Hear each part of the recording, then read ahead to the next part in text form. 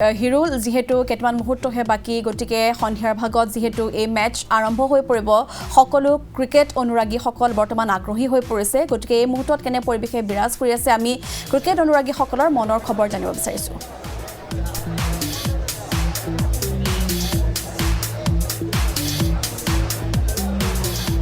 হয় নিশ্চয়কৈ যেহেতু 7:30 বজাৰ লগে লগে খেল আৰম্ভ হ'ব ঘৰুৱা দল ৰাজস্থান ৰয়েলছৰ সন্মুখত থাকিব চেন্নাই ছুপাৰ কিংছ আৰু খেলখন চাবৰ বাবে ক্ৰীড়া অনুৰাগী যথেষ্ট উৎসাহী হৈ আছে গুৱাহাটীত তিনিখনকৈ গুৰুত্বপূৰ্ণ খেল হ'ব আৰু বৰ্ষাপাৰাৰ অৰ্থাৎ গুৱাহাটীৰ বৰ্ষাপাৰাত হ'বলৈ যোৱা প্ৰথমখন খেল আজি অনুষ্ঠিত হ'ব বতৰে কিছু বিধিপথালৈ হয়তো দিব পাৰে বা বতৰৰ কিছু ইয়াতে বতৰ বেয়া দেখিবলৈ পোৱা গৈছে কিন্তু সকলোৱে আশা কৰিছে যে প্ৰথমখন খেল যাতে সুকলমে অনুষ্ঠিত হৈ যায় আৰু প্ৰতিগৰাকী দৰ্শকে আশা কৰিছে এই মুহূৰ্তত মই বাহিৰত যেহেতু উপস্থিত আছোঁ বৰ্ষাপাৰা চৌহদৰ কিছু দৃশ্যাংশ দৰ্শকসকলক দেখুৱাই লোৱাৰ চেষ্টা কৰিছোঁ কিছু ইতিমধ্যেই দৰ্শকৰ আগমন ঘটিছে ক্ৰীড়া অনুৰাগীৰ আগমন ঘটিছে আৰু সকলোৱে আশা কৰিছে যে খেল সুকলমে যাতে অনুষ্ঠিত হয় ইতিমধ্যেই যিসমূহ গেট সেই গেটৰ বাহিৰত আৰক্ষী প্ৰশাসনৰ লোক নিয়োগ কৰা হৈছে যাতে কোনো ধৰণৰ বাধা বিঘিনি নহয় বা খেল সুকলমে যাতে অনুষ্ঠিত হ'ব পাৰে তাৰ বাবে সকলোৱে আশা কৰিছে আৰু লগতে আৰক্ষী প্ৰশাসনো ইতিমধ্যেই হস্তম হোৱা দেখিবলৈ পোৱা গৈছে ক'ৰ পৰা আহিছে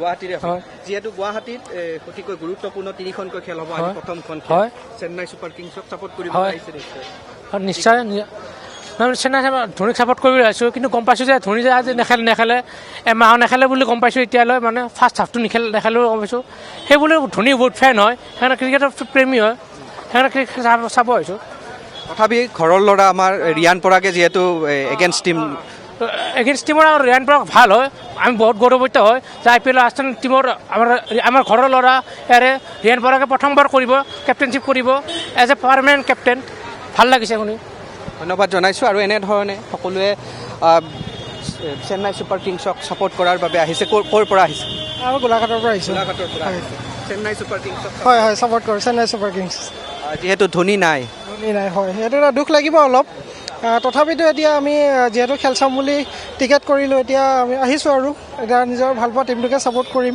আমি ধোনীৰ কাৰণে বিশেষকৈ আহিছিলোঁ এতিয়া ধোনী নাই দুখ লাগিছে আৰু অলপ দুখ লাগিব কেনেকুৱা হ'ব বুলি ভাবে খেলখনটো ভালেই হ'ব বুলি আমি আশা কৰিছোঁ এই বৰষুণৰ ওপৰত কথা এতিয়া বৰষুণ নহ'লে ভাল পাম আৰু এতিয়া যিহেতু বতৰটো অলপ ডাৱৰীয়া ৰাতিপুৱাৰ পৰা বৰষুণ দি আছে বৰষুণ নহ'লে ভাল পাম আৰু ধন্যবাদ জনাইছোঁ আৰু এনেধৰণে বিভিন্ন প্ৰান্তৰ পৰা আহিছে অসমৰ বিভিন্ন প্ৰান্তৰ লগতে দেশৰ বিভিন্ন প্ৰান্তৰ বাবে চেন্নাই ছুপাৰ কিংছ লগতে ৰাজস্থানক ছাপোৰ্ট কৰাৰ বাবে আহিছে ক'ৰ পৰা আহিছে মই লখিমপুৰৰ পৰা যিহেতু ৰাজস্থান ৰয়েলছৰ সন্মুখত থাকিব চেন্নাই ছুপাৰ কিংছ আপোনালোকে নিশ্চয় নিশ্চিতভাৱে চেন্নাই ছুপাৰ কিংছক ছাপোৰ্ট কৰিব আহিছে চেন্নাই ছুপাৰ কিংছ কি ক'ব কেনেকুৱা হ'ব বুলি আশা কৰোঁ ভালেই হ'ব খালি বৰষুণটো নিদিলে হ'ল সেইটোৱে আৰু ভালেই হ'ব খেলটো ভালেই হ'ব লাগে অকল বৰষুণটো নিদিলেই হ'ল তাৰ বাহিৰে আমি আহিছোঁ আৰু আমি লখিমপুৰৰ পৰা আহিছোঁ চেন্নাইক ছাপোৰ্ট কৰিবলৈ এনেতো আমি ৰিয়ান পৰাগকো ছাপোৰ্ট কৰোঁ তাৰপিছত মানে ধোনীৰ কাৰণে আমি ধৰক চেন্নাইক আগৰ পৰা ছাপোৰ্ট কৰি আহিছোঁ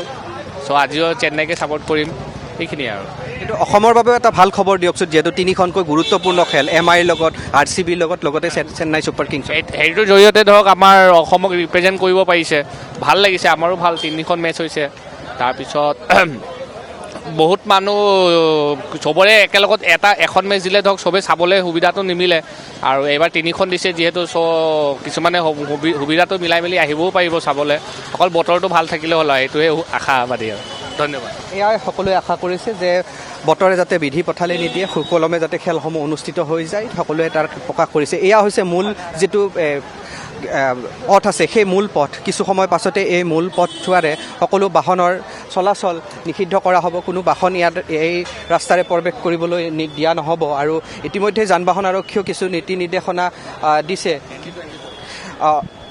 ইতিমধ্যে আমি দৃশ্যাংশসমূহ দৰ্শকসকলক দেখুৱাই যাবলৈ চেষ্টা কৰিছোঁ এয়া হৈছে 2 নম্বৰ গেট আৰু কিছু সময় পাছতেই এই গেটসমূহ দৰ্শকৰ বাবে খুলি দিয়া হ'ব আৰু যিসমূহ ক্ৰীড়া অনুৰাগী সকলোৱে আশা প্ৰকাশ কৰিছে যাতে সুকলমে খেলখন অনুষ্ঠিত হৈ যায় অকণমান ক'ৰ পৰা আহিছে আমিতো ইয়াতে থাকে ইয়াতে কাম কৰে এনেধৰণে আচলতে সকলোৱে আশা প্ৰকাশ কৰিছে আমি দৃশ্যাংশসমূহ দৰ্শকসকলক দেখুৱাই যাবলৈ চেষ্টা কৰিছোঁ আৰু এই যিসকল ক্ৰীড়া অনুৰাগী অকণমান তোমাৰ নামটো কি মিত্ৰাজ ক'ৰ পৰা আহিছে शिलोंग से आए क्या बोलना चाहेंगे चेन्नई सुपर किंग्स को सपोर्ट करने अच्छा ही लग रहा है आज तो धोनी नहीं खेल रहा है तब भी देखने आया अच्छा ही लग रहा है सिर्फ बारिश ना हो এনেধৰণে সকলোৱে আশা কৰিছে যাতে বতৰে বিধি পথালি নিদিয়ক, বৰষুণ নিদিয়ক, যাতে খেলখন সুকলমে অনুষ্ঠিত হৈ যাব পাৰে। আৰু ঘৰুৱা দল যদিও ৰাজস্থান ৰয়েলছ, কিন্তু ইয়াতে অধিকাংশ যিসকল অনুৰাগী আছে সেই অনুৰাগী চেন্নাই ছুপাৰ কিংছৰে দেখিবলৈ পোৱা গৈছে। ক'ৰ পৰা আহিছে?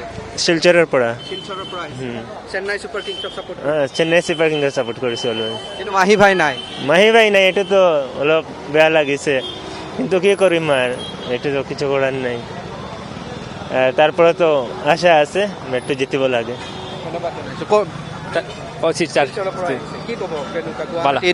প্ৰথমখন IPL চলিত ছিজন প্ৰথম চেন্নাই ছুপাৰ কিংছৰ লিগা হৈছে। চেন্নাই ছুপাৰ কিংছৰ দেখিছোঁ দুখনকৈ MS ডিফেন্স কিন্তু নাই। কি করবে এখন? না হইলে টিম সাপোর্ট করা যাব, সাপোর্ট করা ছাড়া হব না। আজ এনেধৰণে তেওঁলোকে নিজৰ প্ৰিয় ক্ৰিকেটাৰসকলক চাবলৈ আহিছে। ক'ৰ পৰা আহিছে? थालापुर रीजन ক'ৰ পৰা আহিছে? सिलचर শিলচৰ से क्या बोलना चाहिए? मैं तो यही बोलना चाहता हूँ, बचपन से CSK का फैन हूँ और मेन जो धोनी है, धोनी के लिए मतलब कि आए हैं हम लोग। ऐसे तो रियान पराग हमारा होम ग्राउंड का प्लेयर है, बट तब भी जो धोनी है इंडिया के लिए जो किया है उसने धोनी ने, उसके लिए तो अब हम उसको ही सपोर्ट करेंगे धोनी को। এনেধৰণে তেখেত ধোনীৰ ফেন, অৰ্থাৎ MS ধোনীৰ তেখেত ফেন, আৰু MS ধোনীক চাবৰ বাবে আহিছিল। কিন্তু যিহেতু এই যি প্ৰথম দুসপ্তাহ আচলতে MS ধোনীয়ে খেলসমূহত অংশগ্ৰহণ নকৰিব আঘাতৰ বাবে। আৰু আমি বৰ্ষাপাৰাৰ বাহিৰৰ যিটো বৰ্তমানৰ পৰিৱেশ সেয়া দেখুৱাবলৈ চেষ্টা কৰিছোঁ। আৰু 4 বজাৰ লগে লগে দৰ্শকসকলৰ বাবে গেটসমূহ খুলি দিয়া হ'ব। 7টাকৈ গেট আছে, ইয়াৰে 7 নম্বৰ গেটটো বন্ধ থাকিব, কিন্তু 1ৰ পৰা 6 নম্বৰ গেটেৰে দৰ্শকসকলক প্ৰৱেশ কৰিবলৈ দিয়া হ'ব। আৰু কিছু সময় পাছতেই এই যিটো নিৰ্দেশনাৱলী, সেই নিৰ্দেশনাৱলী ইয়াতে প্ৰযোজ্য হ'ব। এই যিটো মূল পথ আছে সেই মূল পথসমূহ বন্ধ কৰি দিয়া হ'ব। কেৱল যিসমূহ জৰুৰীকালীন সেৱাৰ বাহন আছে সেই বাহনসমূহে প্ৰৱেশ কৰিব পাৰিব। আৰু 4 বজাৰ লগে লগে দৰ্শকসকলৰ বাবে গেটসমূহ খুলি দিয়া হ'ব।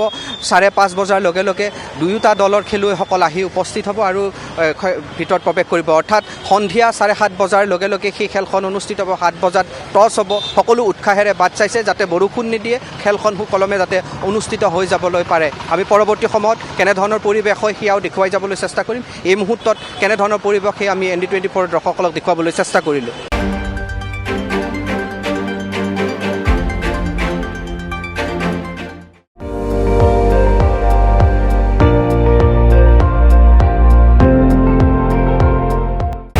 আপুনি চাই আছে ND24, সৰ্বশ্ৰেষ্ঠ নহয় সৰ্বোত্তমৰ দৌৰ।